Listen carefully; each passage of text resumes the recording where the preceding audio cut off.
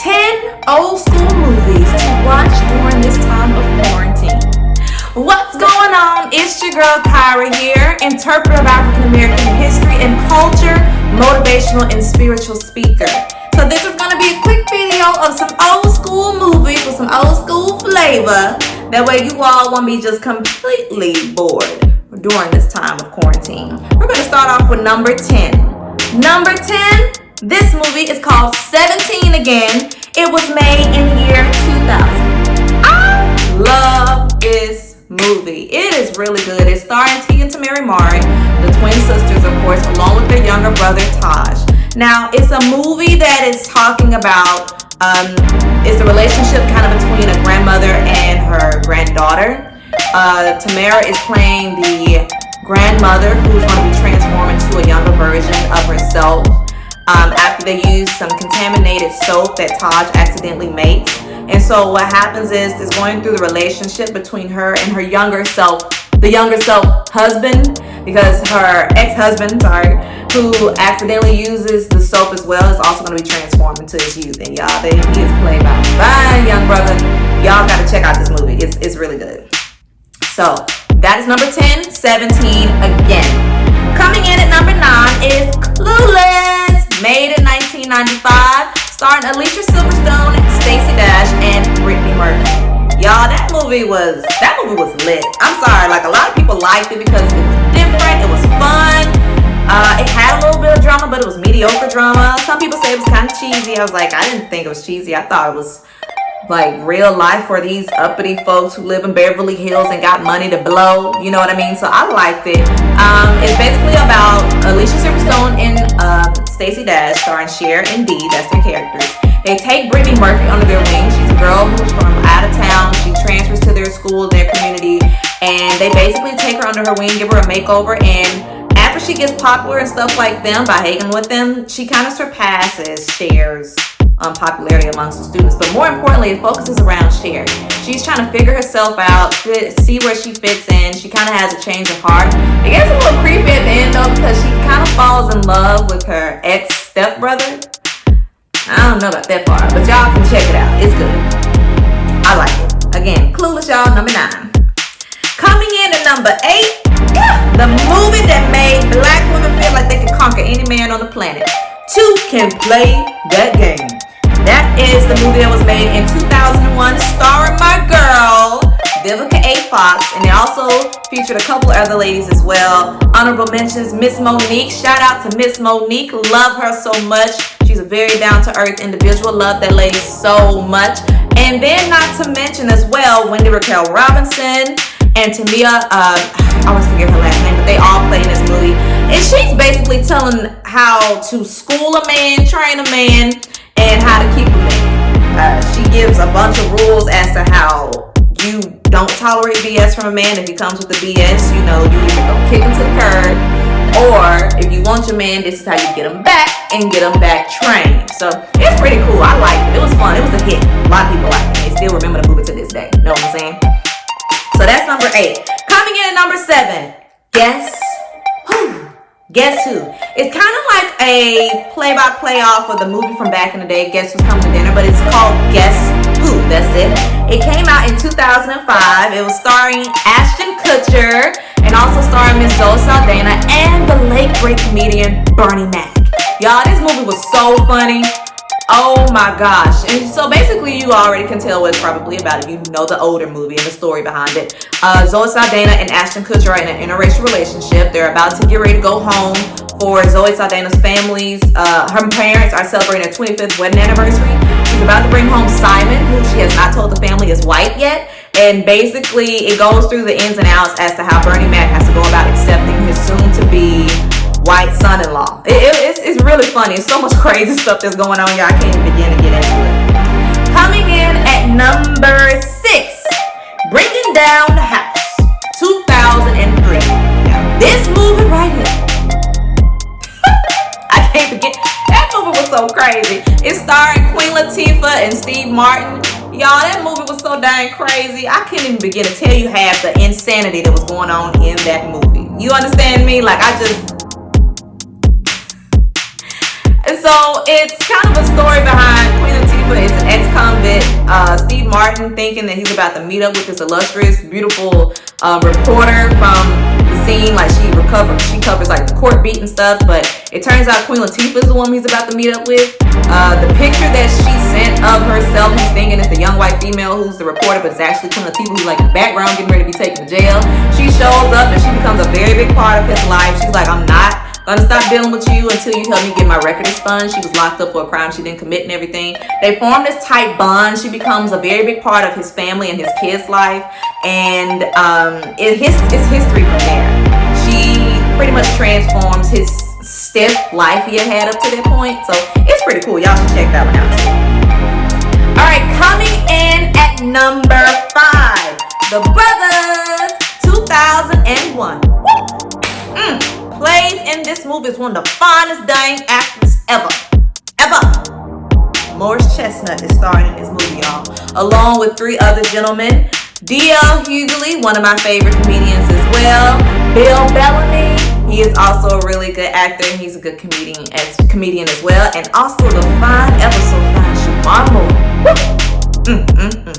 Y'all, that was a good combination. Whoever put that together did a great job casting that. But it's funny. It's just the story about 4 men. It seems to kind of be centered around mostly, I'll say, around Morris Chestnut. But it's 4 men going about their daily lives, men who are trying to get it together. This is the brothers trying to get it together, you know.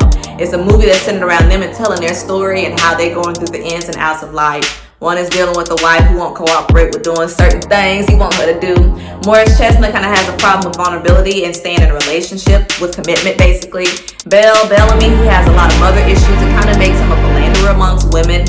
And then Shemar Moore, he is known as the player. So he wants love. He's about to get married, actually. He's chosen a woman to be his wife, but it's hard for him to really make that step. He's terrified of making the next step, wondering if he's making a big mistake. So it's really cool. It's really cool. I like that movie. So shout out to the brothers. Okay.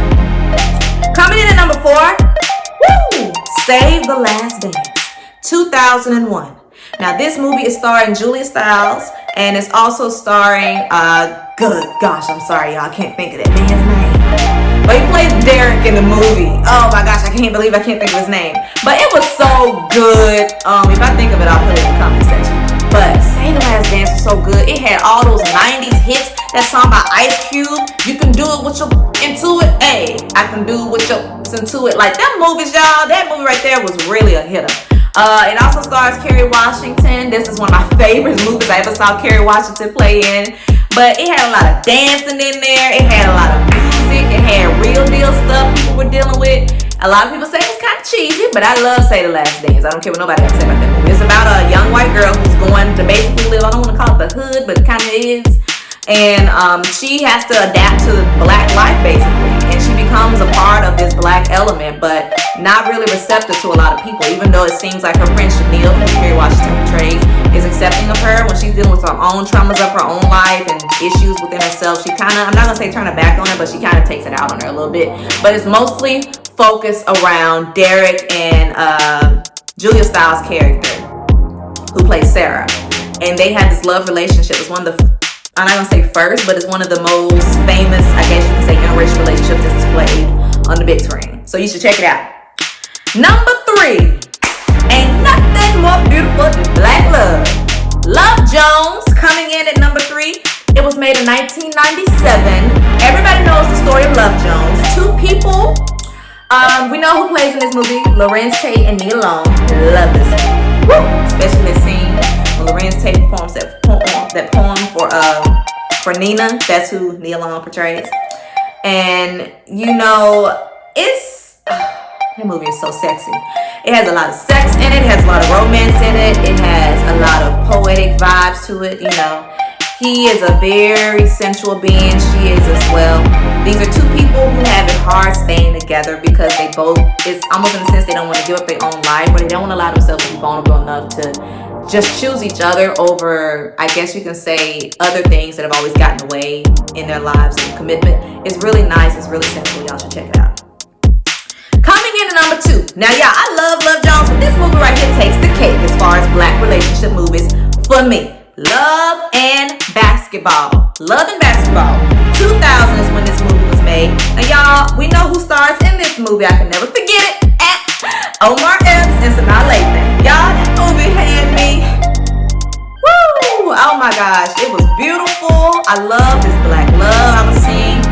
Two friends who always the love was there, just never would admit it to themselves. It's a young girl. Sanaa Lathan's the young girl who goes to live in this community. She has to move from wherever she was, and she moves into the neighborhood with Omar Epps. And basically, they grow up right next door to each other, always being there for each other in different situations, and going throughout life together as young, teenagers and stuff. And they end up dating in high school, have their first time with each other, and they go off to college. But things get in the way when Omar Epps' character, he starts experiencing some things in his family life. It kind of makes him drift apart from Sanaa Lathan. They kind of separate for a moment, go about their own lives, living their life for themselves, but they reconnect in the end, and they have a happily ever after, and I love it. It's a beautiful movie. Y'all should check it out. Okay, ready for it? Coming in at number 1. Woo! It's going to be the movie Friday. Made in 1995. Y'all, do I really gotta go in and talk about Friday? I don't know if there's still, I'm not gonna say all people, but I don't know if there's still one black person alive who has not seen Friday, especially here in the States. Friday is so funny, y'all. It's starring Ice Cube and Chris Tucker. It's so many people in this movie. John Witherspoon, shout out to late comedian Mr. John Witherspoon. Y'all, that movie is so crazy. I can't begin. It's basically just two friends, Chris Tucker and Ice Cube, coming together, talking about the average Friday. This is Friday like no other. They just going throughout, playing out Friday in their neighborhood. They live in the hood, and they dealing with a lot of stuff.